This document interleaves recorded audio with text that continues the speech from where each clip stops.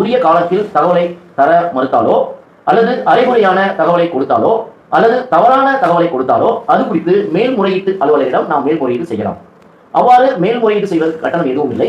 30 நாட்களுக்குள் மேல்முறையீட்டு அலுவலர் நமக்கு பதில் கொடுக்க வேண்டும், அந்த தகவலையும் பெற்றுத்தர வேண்டும்.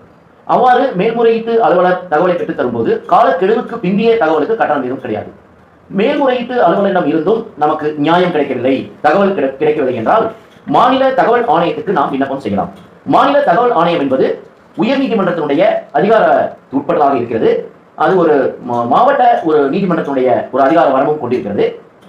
இந்த மாநில தகவல் ஆணையம் இந்த வழக்கை விசாரித்து தகவல் கேட்டவர், தகவல் கொடுக்க வேண்டிய அலுவலர், மேல்முறையீட்டு அலுவலர் இவர்களை விசாரித்து தகவல் கொடுக்காமல் விட்டது தவறு என்று தீர்மானிக்குமானால் அந்த பொது தகவல் அலுவலருக்கு தகவல் கொடுக்க வேண்டிய 30 நாள் கெடுவுக்கு பின்னர் ஒவ்வொரு நாளுக்கும் 250 ரூபாய் அபராதம் விதிக்கலாம்.